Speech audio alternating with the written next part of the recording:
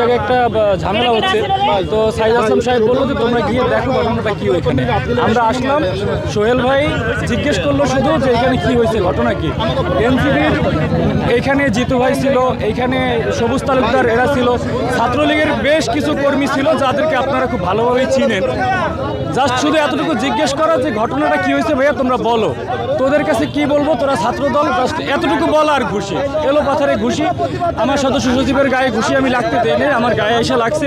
এই যে আমার চোখ লাল করে ফেলছে, আমার মাথায় ঘুষি দিছে, ঘাড়ে ঘুষি দিছে। এই যে এনসিপির নেতাকর্মীরা তারাও যোদ্ধা, আমরাও যোদ্ধা। যদি এতটুকুই চাই যে এরকম একটা ঘটনা তারা ছাত্রলীগ নিয়ে কেন করলো। যদি শুধু তারা এসে মারতো, গায়ে হাত দিত, কষ্ট লাগতো না। ছাত্রলীগের কর্মী নিয়ে তারা যে গায়ে আঘাতটা করলো, এইটা আমার কাছে খুবই কষ্ট লাগলো। যে এইটা মাইনে নেওয়ার মতো না। এটা অত্যন্ত দুঃখজনক ঘটনা, ঠিক আছে। এটা আমরা দেখবো, এটা তীব্র নিন্দা ও প্রতিবাদ জানাই।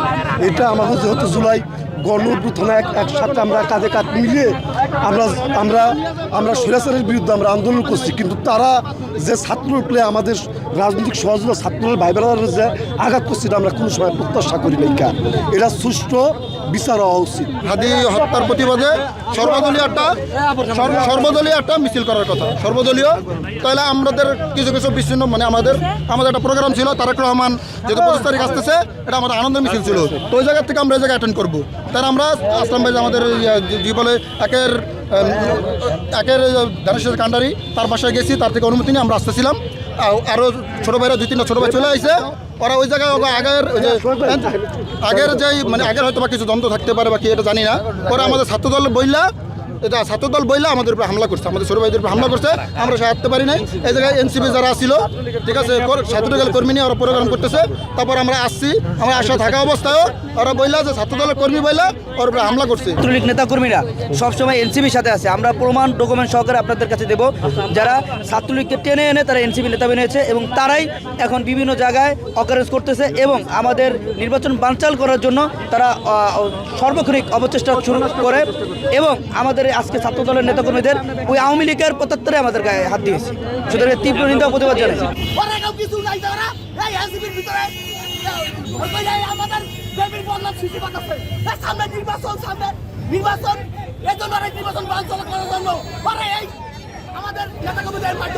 আওয়ামী লীগের থেকে যে এনসিপিতে করে তারা আমাদের এক সহযোদ্ধা সৈয়দপুর জেলা ছাত্রদলের এক সহযোদ্ধাকে আক্রমণ করে। তারই প্রতিবাদে আমাদের বিক্ষোভ মিছিল চলছিল। হামলার প্রতিবাদে এর মধ্যে আমরা চৌরঙ্গীর মোড়ে আসার পরেই এনসিপির সন্ত্রাসীরা অতর্কিত হামলা চালায়। এ সময় আমরা প্রতিরোধ করতে গেলে এরা বিভিন্ন ককটেল এবং কি হাত বোমা বিস্ফোরণ করে। এতে আমাদের বিভিন্ন সহযোদ্ধারা আহত হয়েছে। একটি ছেলে আমাদের মিছিলের ভিতরে একটি মোটরসাইকেল নিয়ে ঢুকে গিয়ে আমাদের মধ্যে থাকা একটা ছেলেকে হামলা করে। পরবর্তীতে সবাই তাকে জড়ো করে ধরে ফেলে। পরবর্তীতে আমি ওখানে যে ওই ছেলেটাকে সাথে করে নিয়ে আসি, যাতে করে ওকে কেউ আঘাত করতে না পারে। আমরা ভেবেছিলাম প্রথমে এটা হয়তো কোনো সন্ত্রাসী বা আমাদের উপরে হামলা করা, নির্দিষ্ট কারো উপরে হামলা করার চেষ্টা করে, এরকম কেউ হতে পারে, এটা সন্দেহ করে আমরা তাকে আর ছেড়ে দেইনি, তাকে সাথে করে নিয়ে এসেছি। ছেলেটা পরিচয় দিয়েছে সে ছাত্রদলের সোহেলের ভাই ব্রাদার, অথবা ওই যে জাকির আছে ছাত্রদল, ওর নাকি চাচাতো ভাই না যেন কি ভাই, এটা বলেছিল। পরে আমরা ভাবলাম যেহেতু সে ছাত্রদলের ভাই ব্রাদার, তাইলে আমরা ওকে সাথে করে নিয়ে যাই।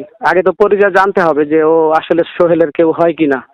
এরপরে সোহেলরা আসার পরে সাথেই সোহেল এখানে জায়গায় দাঁড়ায় থেকে ওর সাথে থাকা অন্যান্য কর্মীরা এসে হুটহাট করেই আমাদের উপরে হামলা করে বসে। স্থানীয় দেশীয় দাও, তারপরে রামদা, এরপরে হচ্ছে ওই যে আপনার লাঠি সোটা, স্টিলের রড, হ্যাঁ, এরপরে হচ্ছে বোমা টোমা নিয়ে এসে চৌরঙ্গীর মোড়ে হামলা করে আমাদের উপরে।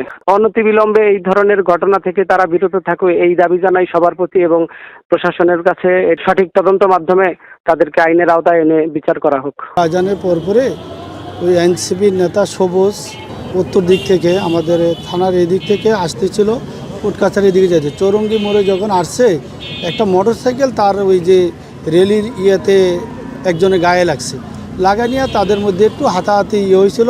পরে সে পরিচয় দিচ্ছে যে ছাত্রদলের রাজনীতি করে। এই নিয়ে আমাদের লোকজন ছিল এখানে, স্থানীয় বুঝাই শোনাই দিয়ে দিছে।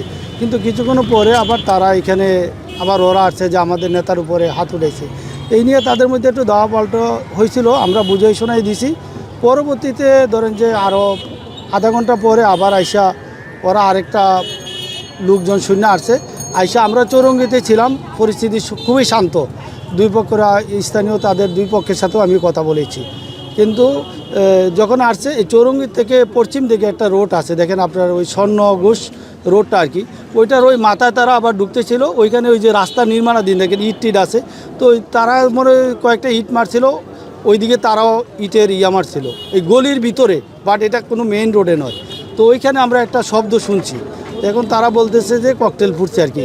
এটা আমরা এখনও এই যে সন্ধ্যার পরে বা কোথায় ফুটছে ওইটা তো আপনার ভিতরে গলির ভিতরে, সেটা আমরা এখনো তথ্য পাইনি আর কি। সিভিল লোকজন জাতীয় নাগরিক পার্টির লোকজন একটা ওই যে নিয়ে যাইতেছিল 20-30 জনে, তারপরে ওইখানে নাকি একটা মোটর সাইকেল যাইতেছিল, তারা বলে যে তাদের মিছিলের মধ্যে ঢুকছে। সেই নিয়ে আর কথা কাটাকাটি পরে আমরা স্থানীয়ভাবে বুঝাই দিয়েছি, চলে গেছে। ফিরা এসে আবার গুইরা ওই যে স্বর্ণকোষ যে গলি আছে না, এদিকে গলি রাস্তাটা ব্যাপারী পাড়া রাস্তার ভিতরে গলির ভিতরে এসে দুই পার্টি আবার লাগছিল, আমরা তাওয়া দিয়ে দিয়েছি, চলে গেছে ভাই।